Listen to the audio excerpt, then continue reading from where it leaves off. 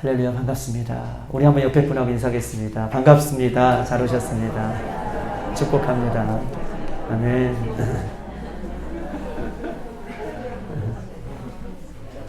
아멘. 반갑습니다. 우리가 늘 하나님의 말씀을 들을 때 관심을 갖고 우리가 집중해야 할 부분이 있다면 어떤 것인가? 하나님의 말씀을 들을 때 하나님의 그 뜻에 집중하고 관심을 가져야 됩니다. 왜냐하면 본문에 담겨진 이 하나님의 마음, 이 뜨거운 예수님의 사랑, 이것들을 품을 때 비로소 우리 안에 진정한 회개가 나오기 때문에 우리가 하나님의 말씀을 들을 때에는 하나님의 그 뜻, 하나님의 마음, 예수님의 그 뜨거운 사랑이 무엇인지를 아는 것이 너무나 중요하다라고 얘기할 수 있습니다. 예수님께서 오늘 권사님 말씀처럼 나 같은 죄인을 이렇게 사랑하셨구나. 이런 마음을 우리가 간직할 때 우리가 괴롭고 이 땅에서 힘들고 어렵더라도 회개가 되어지고 은혜가 되어지고 예수님께서 나를 이렇게 사랑하셨구나 라고 하는 그 마음 때문에 우리가 이 세상을 넉넉하게 이길 수 있는 힘이 그 안에서 생기는 것이죠. 말씀을 쓰신 분은 누구십니까? 말씀을 쓰신 분은 하나님이십니다. 이 말씀 속에 말씀을 쓰신 분의 하나님의 마음이 이 말씀 속에 간직되어 있어요. 그렇기 때문에 우리는 말씀을 들을 때나 말씀을 읽을 때나 말씀을 쓰신 하나님이 말씀 속에 하나님의 마음을 넣어 놓으셨기 때문에 우리는 건성으로 하나님의 말씀을 듣거나 건성으로 읽거나 이래서는 안 되는 것입니다. 말씀을 들을 때 그 말씀을 통해서 내 자신을 비춰볼 수 있는 사람은, 말씀을 통해서 그 말씀 속에 내 자신을 비춰볼 수 있는 사람은 그 순간 말씀 속에 계신 하나님을 인격적으로 만나는 시간이 되는 것이죠. 얼마나 복된 시간이 되는 줄 모릅니다. 오늘도 하나님께서 우리에게 성령께서 이 말씀을 통해서 나의 심령에 말씀의 거울로 나를 비춰보실 때에 그 말씀 속에 내가 있으므로 내가 하나님과 인격적인 만남이 오늘 이 말씀을 통해서 예배를 통해서 회복되어지는 저와 여러분 되시기를 주님의 이름으로 축복합니다. 오늘 본문은요, 예수님께서 이제 십자가에 돌아가시기 전에 오늘 재판장, 이 재판을 받는 장면입니다. 그러나 예수님은 이 재판을 받을 때 두 번의 재판을 받아요. 하나는 오늘 유대인의 사내들인 이 공회에 끌려가서 유대인들에게 재판을 받고 또 한 번은 재판은 이방인 로마인에게 가서 재판을 받는 예수님의 이 두 번의 재판이 있는데 오늘 마태복음 26장은 예수님께서 유대인의 재판장에 가서 재판을 받는 첫 번째 재판을 받는 그런 이야기가 오늘 본문에 나와 있습니다. 성경에는 수많이 우리들에게 좋은 말씀들을 많이 해주시지만 그러나 성경은 이런 말씀을 많이 하십니다. 비판을 받지 아니하려거든 비판하지 말아라. 비판을 받지 아니하려거든 비판하지 말라라고 하는 말씀이 있습니다. 그런데 가만히 생각해 보면 영적인 사람이 육적인 사람을 비판하는 것이 아니라 육적인 사람이 영적인 사람의 신앙을 비판하고 막을 때가 더 많다라고 얘기하는 것이죠. 기도하지 않는 사람이 기도하는 사람을 미워하고 시기하고 자기의 죄를 회개하지 않는 사람이 겸손하게 날마다 자기의 죄를 회개하는 사람을 시기하고 미워하는 것. 그런데 이런 현상은 이상한 일이 아니에요. 성경은 갈라디아 4장 29절에 이렇게 써 있습니다. 그러나 그때에 육체를 따라 난 자가 성령을 따라 난 자를 박해하는 것 같이 이제도 그러하도다. 육체를 따라 난 자가 성령을 따라 난 자를 박해하는 것 같이 이제도 그러하도다. 육체를 따라 난 자가 성령을 따라 난 자를 시기하고 박해하는 것이 이것이 성경이 가르치시는 어떻게 보면 영적인 원리임을 이야기하고 있어요. 오히려 성령 충만한 사람은요, 은혜가 충만한 사람은, 하나님 말씀 가운데 충만한 사람은 오히려 믿지 않는 사람이, 세상의 육적인 사람이 나를 박해하고 핍박하고 어려움을 주더라도 성령이 충만한 사람, 영적인 사람은 그 사람들을 오히려 사랑하고 이해하고 권면하고 더 품어주는데 오히려 육적인 사람은 영적인 사람을 그렇게 핍박하고 어렵게 하는 것. 이것이 세상의 이치고 성경이 가르치는 원리다라고 이야기하고 있는 것입니다. 그런데 저는 그것을 얘기하고 싶은 것이 아니라 오늘요, 우리가 살아가는 데 있어서 다른 사람을 잘되게 도와주는 사람이든 또 남을 시기하고 못되게 악한 일을 하는 사람이든 이 두 사람 모두가 하나님 앞에 하나님의 뜻을, 말씀을 이루는 쓰임받는 도구가 된다는 거예요. 착하게 성실하게 믿음 안에 사는 사람이든 그렇게 못한 반대적인 삶을 살아가는 사람이든 모두가 하나님의 말씀을 이루는 그 도구로 쓰임받고 있다라고 하는 것입니다. 즉 다시 말해서 선한 사람은 하나님의 선한 도구로, 악한 사람은 하나님의 악한 도구로 쓰임을 받는 것이다 라고 성경 이야기하고 있습니다. 그러므로 우리는요, 선한 도구로 쓰임받기 위해서 날마다 우리의 마음을 지키는데 하나님께 주시는 그 믿음의 마음, 선한 마음을 지키고 나갈 때에 우리는 부지 중에라도 내가 생각지도 못할 때에 내가 하나님 앞에 악한 도구로 쓰임받지 않는 그런 모습으로 설 수 있는 거예요. 나도 모르게 부지 중에 하나님께 반대되는 악한 도구로 쓰임받지 않기 위해서는 하나님께 주시는 그 믿음의 마음을, 선한 마음을 끝까지 잘 지키고 나갈 것을 성경은 우리에게 이야기하고 있습니다. 잠언 4장 23절 모든 지킬 만한 것 중에 더욱 내 마음을 지키라. 생명의 근원이 이에서 남이라. 쉬운 성경에 이렇게 써 있습니다. 그 무엇보다도 내 마음을 지키라.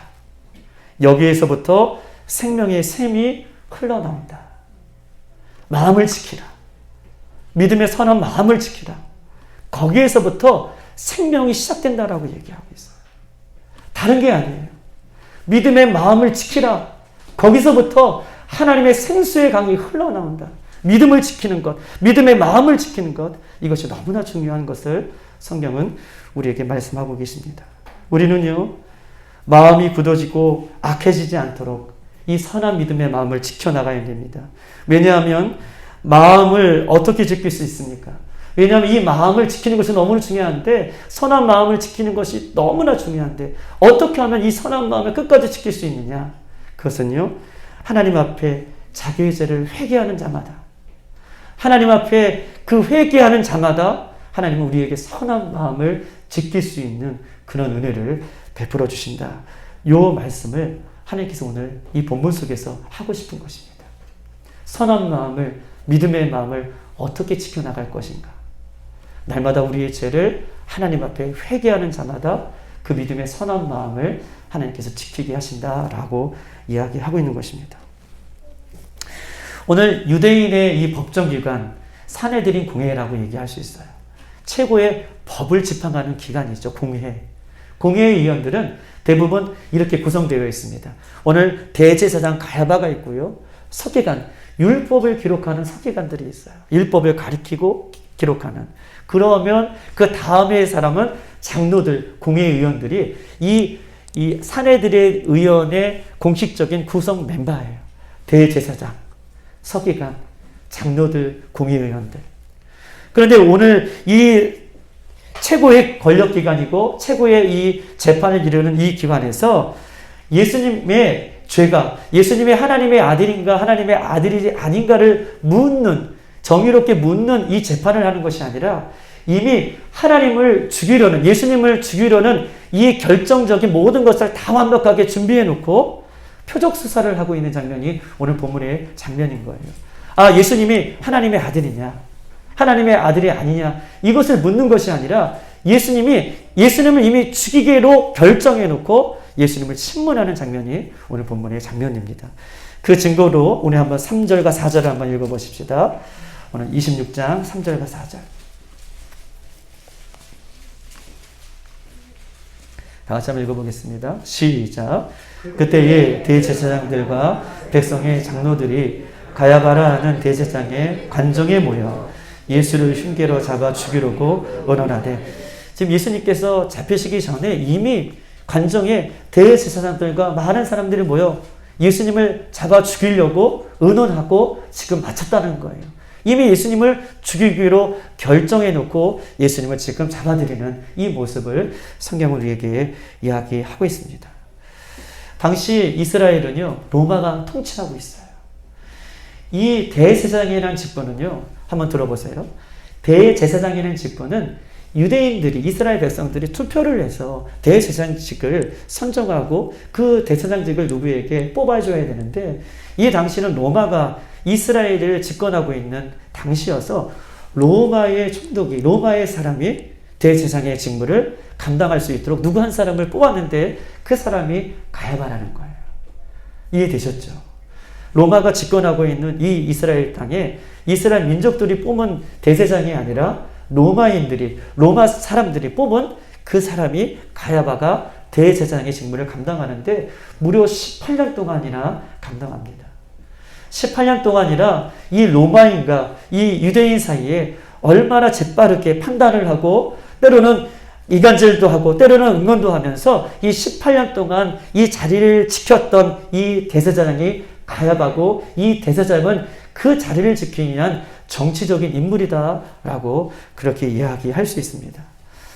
여러분, 대제사장이라는 직분은 어떤 직분입니까? 하나님과 사람 사이에 종교적인 제사를 통하여서 그 중보적인 역할을 감당하는 것이 대제사장의 직분이에요. 그럼에도 불구하고 이 대제사장 가야바는 로마인과 유대인 사이에 자신의 인기를 누리며 그 자리를 지키기 위해서 때로는 이간질도 하고 때로는 사람들을 협박하기도 하고, 그런 그 대제사장 가야바가 예수님이 등장하여서 하나님의 아들이다 라고 하는 그 예수님은 눈에 가시가처럼 느껴졌을 거예요. 그리고 예수님을 인정하지 않고 폭동으로 그렇게 간주해 버립니다. 서기관들과 장로들과 공의원들은 어떻습니까? 서기관들은요, 하나님의 율법의 말씀을 누구보다 잘 지키는 사람이에요. 서기관은 하나님의 말씀을 잘 지키고 율법을 잘 지키고 율법을 기록하는 모범적인 사람이죠. 그런데요, 자신의 권력과 세상의 욕심에 빠져서 율법의 완성이신 예수님을 오히려 메시아를 알아보지 못하는 그런 모습으로 오늘 본문은 우리에게 이야기하고 있습니다. 이들은요, 외적인 모습은 하나님을 누구보다 잘 섬기는 사람의 모습을 갖고 있지만 겉모습은 하나님을 누구보다 잘 섬기는 그런 모습이 그들 가운데 있었지만 실상은 하나님을 섬기는 사람이 아니라 실상은 세상을 섬기는 사람의 모습을 지금 띠고 있는 것입니다. 이런 세상의 종교인들은 예수님이 하나님의 아들, 구원자이자 메시아, 그가 하나님의 아들인지 아닌지 가르는 이 신성한 법적인 것 가운데에 전혀 그런 것들을 알아보지 못하고 알아보지 않고 예수님을 오직 죽이려고 하는 그 목적 하나로 지금 법정을 지금 이야기하고 있는 것이죠. 우리 한번 59절을 한번 다 같이 한번 읽어보십시다. 오늘 본문의 59절. 다 같이 시작.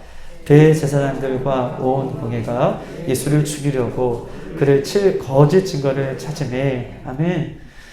법적인 최고의 기관에서 좋은 정의로운 증거를 찾아내는 것이 아니라 오늘 59절에 보니까 무슨 증거를 찾아요? 맞아요. 최고의 법적인 기관에서 정의롭고 바른 옳은 증거가 아니라 거짓 증거를 찾는다. 오직 예수님을 죽이려고 하는 그 목적 외에는 없는 것입니다. 이 모임은요, 가장 거룩하고 정의로운 모임이었으나 실상은 예수님의 아들을 죽이려고 하는 사단의 모임을 성경은 이 단편적으로 이 모임 속에서 우리에게 영적인 모습을, 영적인 교훈을 이야기하고 있는 것입니다. 사단은요, 가장 공식력이 있는 모임을 통해서 백성들의 마음을 안정시키고 하나님의 아들인 예수님을 죽이는 일로 사단은 그 계략을 짜고 있는 것이죠. 이런 현상은요, 오늘날에도 마찬가지입니다. 마지막 때에는 가장 공식력이 있는 단체, 마지막 때에는 가장 공식력이 있는 종교, 마지막 때에는 가장 공식력인 인물, 가장 공식력인 나라, 가장 공식력인 이 극우를 통해서 사람들의 마음을 안정시키고 예수 그리스도가 반대되는 일을 하면서 우리 모든 사람을 지옥으로 끌고 가는 것이 이 사단의 전략이다라고 얘기할 수 있어요. 제가 하는 말을 아시는 분은 아실 것입니다. 그러므로 로마서 13장 2절에 이렇게 써 있습니다. 너희는 이 세대를 본받지 말고 오직 마음을 새롭게 함으로 변화를 받아 하나님이 선하시고 기뻐하시고 온전하신 뜻이 무엇인지 분별하도록 하라. 너희는 이 세대를 본받지 말고 마음을 새롭게 하여 변화를 받아 하나님이 무엇이 하나님의 뜻인지 무엇이 하나님의 뜻이 아닌지 그것을 분별하도록 하라 라고 말씀해 주십니다. 이 땅에 속한 거짓 제사장 가야바는 하늘에 속한 참 대신 제사장이신 예수님을 죽이는 일을 합니다. 율법의 전문가 거짓 선지자 장로들은 율법의 완성이신 예수님을 죽이는 일을 합니다. 심판을 받아야 할 수많은 죄인들은 오히려 심판자이신 예수님을 죽이는 모습으로 오늘 본문은 우리에게 이야기하고 있어요. 거꾸로 되었어요. 이런 현상은요, 세상의 현상은 아주 극히 정상적인 현상이라고 세상은 이야기하고 있죠.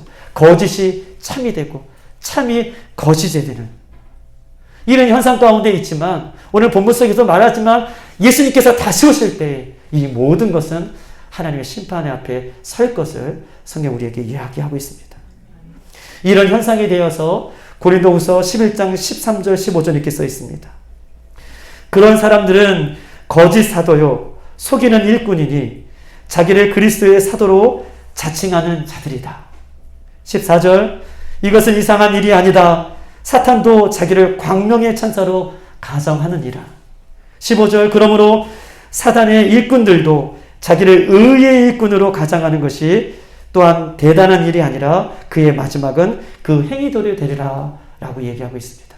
이런 현상들, 즉 거짓 대제사장이 영원한 대제사장이신 예수님을 죽이고 율법을 기록하는 거짓 율법 서기관들이 율법의 완성이신 예수님을 죽이고 심판을 받아야 할 죄인들이 오히려 심판자이신 예수님을 죽이는 이런 현상들은 이상한 현상이 아니다라고 성경은 이미 우리에게 알려주고 계시는 것입니다.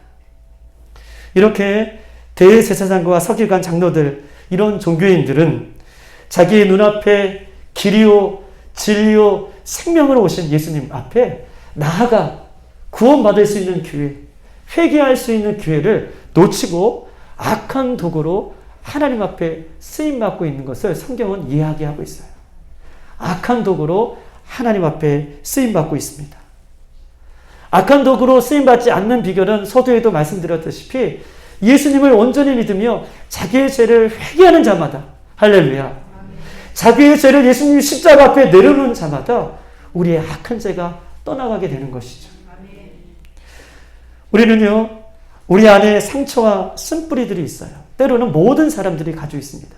그러나 상처와 아픈 쓴뿌리들이 주님 앞에 회개하며 우리가 해결되지 아니하면 반드시 그 상처는요 상처를 준 사람에게 어떻게 해요? 시기하고 질투하고 미워하는 마음으로 반드시 나오게 되어 있어요. 회개하지 않으면. 우리 안에 쓴뿌리들이 있습니다.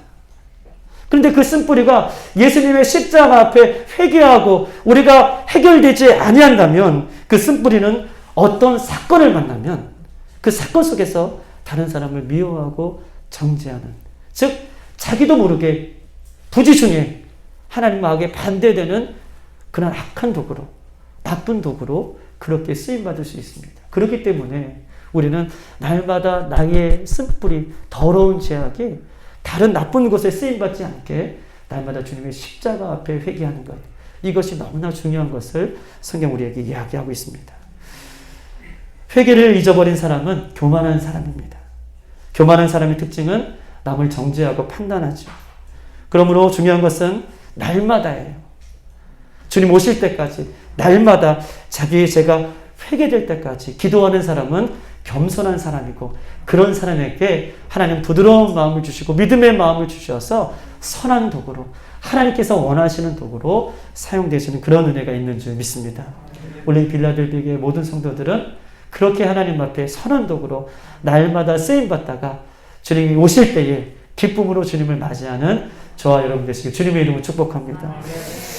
거짓된 이 증인들 또한 거짓된 이 악한 도구로 쓰임받는 사람들 곁에는 악한 무리들이 계속해서 붙게 되는 것이 자연적인 현상이에요. 우리 한번 59절을 한번 읽어볼까요? 59절. 다 같이 시작. 대제사장들과 온 교회가 예수를 죽이려고 그를 칠 거짓 증거를 찾으며 거짓 증거를 계속해서 찾는 거예요. 60절 다 같이. 거짓 증인들이 많이 왔으나 얻지 못하더니 후에 두 사람이 와서 61절 이르되 이 사람의 말이 내가 하나님의 성전을 헐고 사흘 동안에 지을 수 있다 하더라 하니, 거짓 증인들 앞에 어떤 사람들이 모이냐면 거짓을 일삼는 사람들이 모입니다. 거짓 증인들이 많이 모여서 예수님을 더욱더 죽이고자 했지만 그 결정적인 증거를 찾지 못하니까 오늘 본문에 보니까 두 사람이 더 와요. 거짓된 두 사람이 더 와서 뭐라고 얘기하냐면 이렇게 얘기하죠. 예수님이 성전을 헐고 사흘 만에 짓는다라고 말했다라고 얘기합니다. 여러분, 이 얘기가 맞습니까? 예수님이 성전을 헐고, 예루살렘 성전을 헐고 사흘 만에 짓는다, 이 말이 정확한 말입니까? 정확한 말은 아니에요. 요한복음 2장 19절에 이렇게 써 있습니다. 예수께서 대답하여 이르시되 너희가 이 성전을 헐라 내가 사흘 동안에 일으키리라. 예수님께서 내가 성전을 헐고 내가 성전을 짓겠다, 이 사람들이 이렇게 이야기하고 있는데 이것은 거짓말이라는 거예요. 예수님은 너희가 성전을 헐면 내가 3일 만에 이 성전을 일으키겠다 라고 하는 말씀을 하셨지, 내가 성전을 헐고 성전을 짓겠다 이런 말은 예수님이 하시지도 않았음에도 불구하고 이들은 이 거짓된 모습으로 예수님을 죽이고자 계속해서 나아가고 있는 것입니다. 여러분 한번 사실 보세요. 예수님은 이 땅에 오셔서 공생애를 지나고 예수님께서 3년 동안 수많은 일을 감당하셨죠. 맹인을 고쳐주시고 죽은 자를 고쳐주시고 중풍병자를 살려주시고 바다를 잠잠케 하시고 수많은 이적과 기적을 이 무리들 가운데, 이스라엘 백성들 가운데 행하셨어요. 누가 봐도 죽은 사람이 살아나고 아픈 사람이 아픈 사람이 낫게 되고 모든 이런 기적 하나만 봤더라도 예수님이 하나님의 아들이신 거나 우리 분명히 알 수 있음에도 불구하고, 느낄 수가 있음에도 불구하고 그 예수님이 이 땅에 오셔서 직접 그들이 눈으로 보고 직접 그들이 예수님의 말씀을 귀로 들었음에도 불구하고 이들은 그 오신 예수님을 믿지 않고 오히려 예수님을 죽이려고 하는 그 모습을 계속해서 성경은 안타까운 모습으로 이야기하고 있는 거예요. 고린도후서 3장 3절과 4절 이렇게 써 있습니다. 만일 우리의 복음이 가리우면 망하는 자들에게 가리워진 것이다. 4절 그 중에 이 세상의 신이 믿지 아니하는 자들의 마음을 혼미케 하여 그리스도의 영광의 복음의 강체가 비치지 못하게 함이니 그리스도는 하나님의 형상이라. 이들이 이렇게 되는 이유는 그들의 복음의 눈이 가려졌기 때문이다. 가려진 이유는 세상의 신이 그들의 마음을 믿지 않게 혼미케 하여서 그들이 직접 예수님의 음성을 들어도 직접 보아도 믿지 않는 것이다 라고 성경은 우리에게 이야기하고 있습니다. 망할 자들에게는요, 사단이 그 마음을 혼미케하여 복음의 광채를 가리우게 되는 것이죠. 그 당시의 종교 지도자들은 이렇게 마음이 혼미케 하여서 예수님을 보고도 예수님의 말씀을 듣고도 믿지 않는 것이다 라고 성경은 우리에게 이야기하고 있습니다. 오늘 본문 64절을 한번 읽어보십시다. 64절 다 같이 시작. 예수께서 이르시되 내가 말하였느니라. 그러나 내가 너희에게 이르노니 이후에 인자가 권능의 우편에 앉아 있는 것과 하늘 구름을 타고 오는 것을 너희가 보리라 하시니. 65절이요. 시작. 이에 대제사장이 자기 옷을 찢으며 이르되 그가 신성 모독하는 말을 하였으니 어찌 더 증인을 요구하리요. 보라 너희가 지금 이 신성 모독하는 말을 들었도다. 아멘. 오늘 64절 65절 보니까 예수님의 입으로 직접 내가 하나님의 아들이라 라고 이야기를 하십니다. 예수님께서 직접 내가 너희들이 묻는 그 질문에 답을 할 텐데 내가 진짜 하나님의 아들인 것을 예수님께서 직접 말씀을 하고 계시죠. 그런데 가야바는요, 직접 들었음에도 불구하고 오히려 신성을 모독하였다라고 하면서 자기의 옷을 찢어요. 얼마나 안타깝습니까? 예수님께서 직접 오셔가지고 내가 하나님의 아들이다. 내가 너희들이 말하는 그 하나님의 아들이다. 메시아다. 구원자다. 라고 직접 눈앞에서 말씀에 죽음에도 불구하고 그는 그 하나님의 말씀을 듣지 않고 오히려 자기의 옷을 찢습니다. 절호의 기회의 찬스, 구원받을 찬스, 은혜 받을 찬스, 회개할 찬스를 그는 놓치고 있는 것이죠. 가야바는 자신이 하나님의 말씀을 이루는 어떤 도구요? 악한 도구로 쓰임받고 있는 것을 전혀 알지 못한 채 오늘 예수님을 죽이는 그런 모습을 오늘 띄고 있는 것이죠. 이 말씀 속에서 이 악한 도구로 쓰임받는 이 가야바와 반대되는 인물이 오늘 본문에 베드로라는 인물이 나오는데요. 우리 한번 58절을 한번 읽어보십시다. 58절 다 같이 한번 읽어보겠습니다. 시작. 베드로가 멀찍이 예수를 따라 대제사장 집들에까지 가서 그 결말을 보려고 안에 들어가 하인과 함께 앉아있더라. 아멘. 베드로가 58절에 보니까 예수님이 잡히시는 그 광경을 베드로가 직접 보았어요. 베드로는 제자들 중에서도 예수님의 제자들 중에서 수제자였어요. 그런데 예수님께서 잡혀가는 그 모습이 두려워서 멀찌감치 예수님께서 그 심판받는, 예수님께서 재판받는 그 장소까지 따라가 앉아 있습니다. 베드로는요, 두려웠지만 예수님을 사랑하는 마음이 조금이라도 있고 걱정하는 마음이 있기 때문에 그 자리까지 갈았어요. 그러나 이런 베드로의 행동은요, 하나님 편에서 보면은요, 하나님 편에서 보면 하나님의 뜻을 이루고자 하는 그 말씀의 뜻이 있는 거예요. 베드로가 두려워서, 보세요. 베드로가 두려워서 또 사랑해서 예수님을 쫓아간 것 같지만 하나님은요, 우리에게 우연이 없어요. 베드로가 이렇게 한 행동도 하나님의 뜻을, 말씀의 뜻을 이루려고 하는 것인데 하나님께서 베드로에게 십자가에 죽기 전에 뭐라고 말씀하십니까? 너가 나를 몇 번? 다 굴기 전에? 3번 부인하리라. 이 말씀을 이루기 위해서 자기도 모르게 두려운 마음에 예수님 앞에 쫓아갔지만 예수님은 그 쫓아온 그 베드로에게 예수님의 말씀을 이루려고 하는 그런 은혜를 주시고자 그가 그 앞까지 쫓아간 것이에요. 우리 한번 75절을 한번 읽어보십시다. 75절 다 같이 시작. 이에 베드로가 예수의 말씀에 닭이 오기 전에 내가 3번 나를 부인해라 하심이 생각나서 밖에 나가서 심히 통곡하니라. 아멘. 베드로가 예수님 돌아가신 그것을 보려고 지금 두려움 때문에 멀리까지 따라가지 맞지만 그의 행동이 우연히 한 행동이 아니라 예수님의 말씀을 이루기 위한 선한 도구로 하나님 쓰임받는 거예요. 그 예수님의 말씀이 깨달아지는 순간 이 베드로가 어떻게 했습니까? 심한 통곡을 했다. 밖에 나가서 울었다. 즉 회개했다라고 하는 말씀이에요. 물론 요한복음 21장에 가서 그가 진정한 회개를 하지만 이 말씀이 깨달아지는 순간 베드로는 심히 통곡하면서 하나님 앞에 나아간 것입니다. 회개한 것입니다. 그래서 그의 인생이 다시 한번 하나님 앞에 선한 도구로 쓰임받는 그 모습을 성경 우리에게 이야기하고 있어요.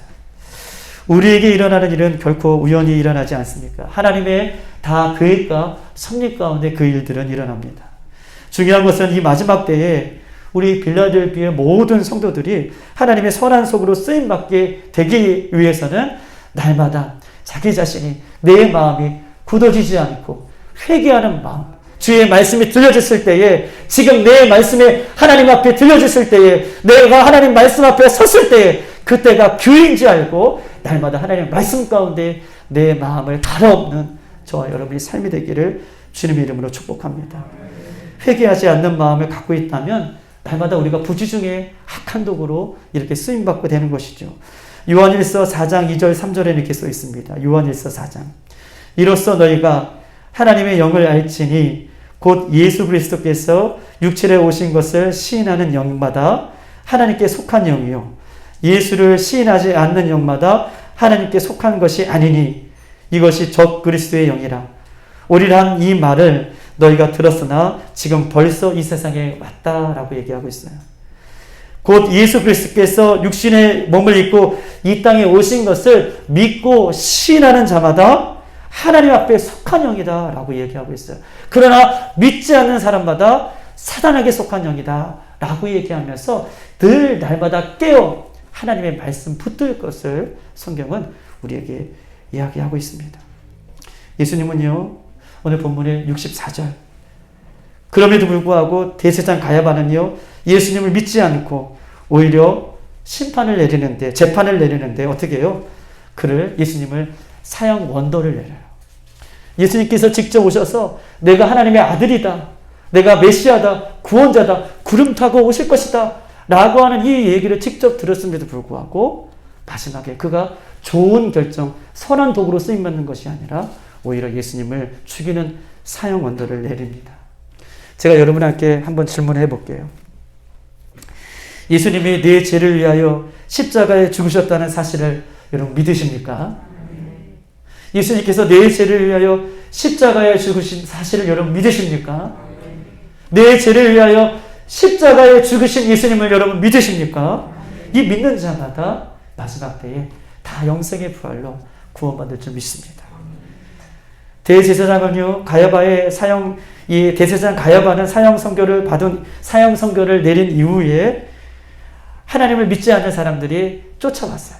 사형 선고를 땅땅땅 내리고 많은 사람들이 쫓아와서 오히려 예수님 앞에 어떻게 행동하냐 하면 예수님의 얼굴에 침을 뱉고 예수님을 주먹으로 때리고 예수님을 손바닥으로 치죠.